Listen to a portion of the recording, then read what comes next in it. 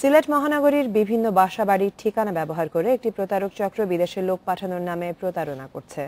ভুয়া ঠিকানা দিয়ে হয়রানি করছে মানুষকে। পুলিশও বলছে ওইসব ঠিকানায় বিদেশে লোক পাঠানোর মতো কোনো প্রতিষ্ঠানের অস্তিত্ব পাওয়া যায়নি।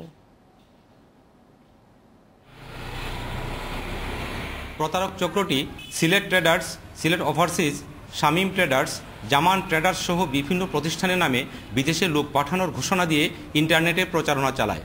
সিলেট মহানগরীতে তাদের অফিসের ঠিকানা দেয় এক এক বাসার। এসব ঠিকানায় প্রতিদিনই দেশের নানা এলাকার লোকজন আসে, কিন্তু অফিসের কোনো সাইনবোর্ড বা লোকজন না পেয়ে ফিরে যেতে বাধ্য হয় তারা।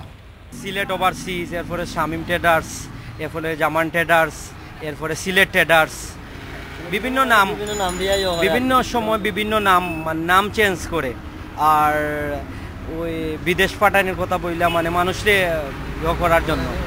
এটি একটি বিদেশের চাকরির অফার লেটার, যেখানে সিলেট ট্রেডার্স নামের একটি এজেন্সির নাম ঠিকানা দেয়া হয়েছে, যার ঠিকানা দেয়া হয়েছে মহানগরীর মজুমদারি এলাকার তরঙ্গ 17 নম্বর বাসার।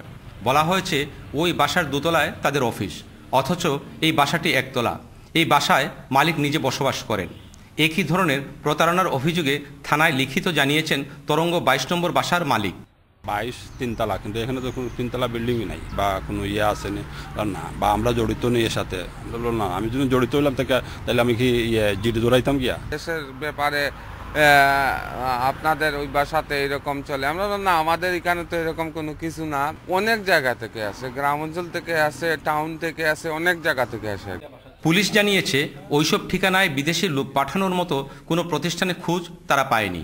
বিষয়টা ছিল একটা জেনারেল ডায়েরি করেছিল ইনফরমেশন। আমরা জাস্ট যে ওইখানে তদন্ত করে দেখলাম যে আসলে এই ঠিকানাটা ভুয়া। তারপরে তাদের যে কন্ট্যাক্ট নাম্বারগুলো ছিল, এই নাম্বারগুলো আমরা ট্রেস করতে পারিনি। মানে তারা ওই নাম্বারগুলো তারা হাইড করে ফেলেছিল, আর আমাদের সম্ভব হয়নি।